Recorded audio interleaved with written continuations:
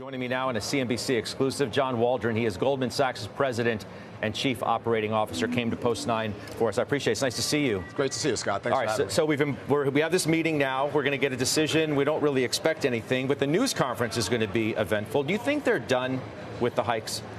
I mean, our forecast is that they're done. You know, it feels like the data is giving them license to be done, but they have said they're data dependent. And so I think a concern of mine is the market falls too much in love with the fact that they're done and the data will matter. But our forecast is clear that they're not raising from here.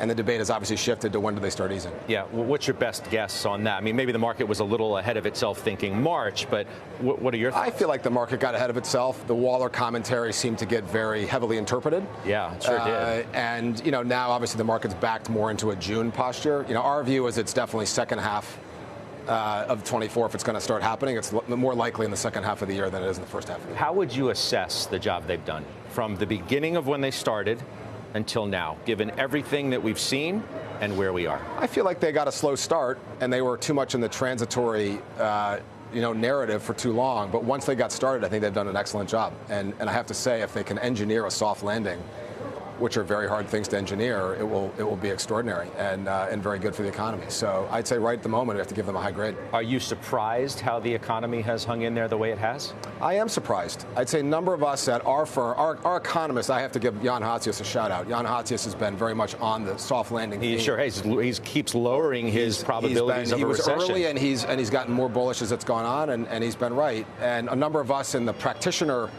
mode, we're a little bit more cautious and have been a little bit more, it's not pessimistic, but more concerned. And we've all moved a little bit to the more positive side.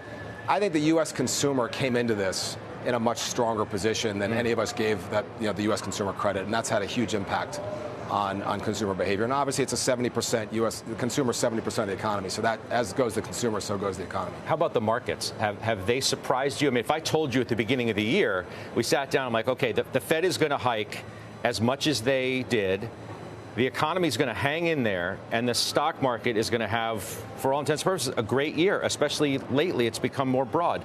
You would have told me at the beginning of the year if I said that, what? I would have said it would have been a tougher year in the markets. Now, I think what's interesting in the equity markets is the performance of those 7 stocks versus the rest of the marketplace. There has been more damage in the equity market in terms of some of those non-7 stocks. So if you look at the 493 stocks, the average multiple is quite a bit lower. I think it's at 14.5 times. 14, 15, yeah. Right, so it's quite a bit lower. So it actually looks relatively inexpensive.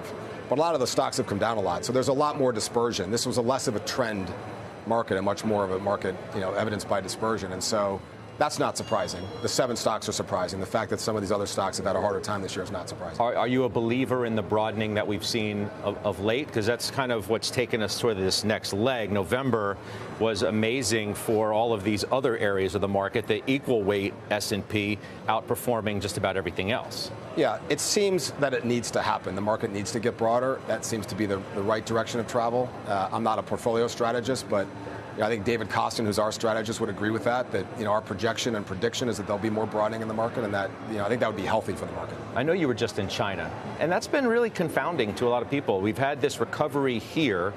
Europe, I think, has done better than expected as well, and China remains this sputtering story. You're just there. What'd you see? Economy's very weak. I think they're surprised by how weak it is. These other economies coming out of COVID had a V-shaped recovery. China's really the only major economy that has not experienced a V-shaped recovery. They didn't stimulate, so I think one major difference is that there wasn't a significant amount of fiscal or monetary stimulus to aid that recovery. And obviously they're weighed down by a significant number of challenges. The property sector issues are real. A lot of the growth that we witnessed in China for the last 5 or 10 years was real estate and property growth, and obviously that's coming home to roost now. The FDI challenges are real. Money is flowing out of China, not into China. That's not helping their cause. My experience when I was there was it almost felt like there was negative animal spirits. You feel like in the U.S. we had positive animal spirits as the economy was coming back from COVID. I feel like it's the opposite in China. So I think they're going to have a tough time. I think that they're going to have to tackle some real structural challenges.